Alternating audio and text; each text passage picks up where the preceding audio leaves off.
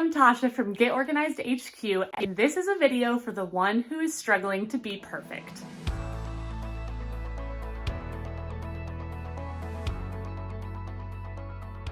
So how do you know if you're one of those ones who is struggling to be perfect? Well, do you ever get online and maybe scroll through Instagram, see some of those home decor bloggers? You look at the just gorgeous displays that they've put together. The same can happen for organization. You see perfectly curated organization systems, color-coded files, and it's really easy to start thinking, what am I doing wrong? And you start to think, oh, I don't feel productive by comparison. And that right there is the key, my friend. I don't feel productive by comparison. And I think it was Teddy Roosevelt who said, comparison is the thief of joy. And he was absolutely right. Today, I just want to walk through 3 simple strategies that you can implement whenever you start to feel this weight of comparison. This first one, I think we all know, but remember, it is not all sunshine and rainbows. And I am an online content creator myself, and I can tell you for a fact, it is not all sunshine and rainbows. Let me tell you what I kind of think is happening here. Content creators know that their life is on display for everyone to see. And so I'm not at all saying that content creators, Instagrammers, any of those are being just completely fake.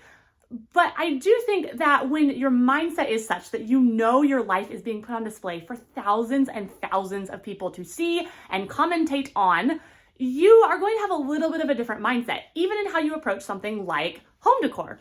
You know, my kitchen island gets really messy, but odds are before I take out my camera and go film it, I'm going to tidy it up.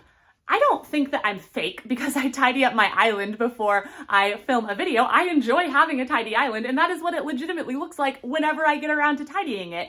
But ironically, whenever I'm going to start videoing, it suddenly is the time that I've gotten around to tidying up my island. So just realize that even in the genuine sharing, there is still a little bit of a positive spin. I think most influencers want to be a light and an encouragement, and that is another reason so much is given with a positive spin and positivity. Okay, moving on to number 2, I want to empower you with this statement. I am fully capable of making the best decision for my family. So much of this comes down to prioritizing. And just because you enjoy someone's lifestyle, just because you think that you might enjoy that in your own home, doesn't actually mean that it is the best fit for you and your family. It may be that you are watching through the lens of Instagram stories, someone's children participating in a lot of club sport activities, and you think how great that might be for your teenage kids, but that's really not something that is going to easily fit in the family budget right now.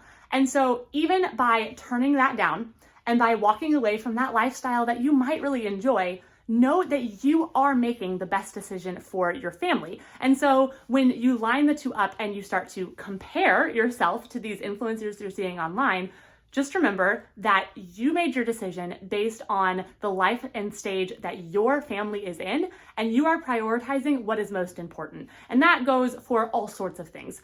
And so it is okay to admire, appreciate, and want to follow along with someone else's journey while also saying, this at this exact moment in this season of life is not the journey for me. And lastly, this one can be really hard, but let me encourage you to walk to the beat of your own drummer. If you can learn to be okay with yourself and what you personally like and enjoy and derive life from, then pursue that, even if it's not what the trendy thing is. And I just want to clarify here, this is not a selfish attitude. This isn't saying I don't care what anyone else thinks or I'm not making any decisions based on anyone else. This is saying that you're not making decisions for your own life based on what would do well on Pinterest. It is okay to ditch the Pinterest dream and to say, you know, I want to live this life, and that is not what life looks like on Pinterest. That's not what I'm seeing on Instagram, but that's what I want for myself. And so as much as you can, just be at peace with yourself, be at peace with what brings you joy. That is going to really lift this weight of comparison and allow you to just be a lot more joyful and a lot more free. Now, with all that said, I do still think there's a lot of benefit to sharing online. And if you want to learn 10 habits that most organized people implement, be sure to click the video and find out.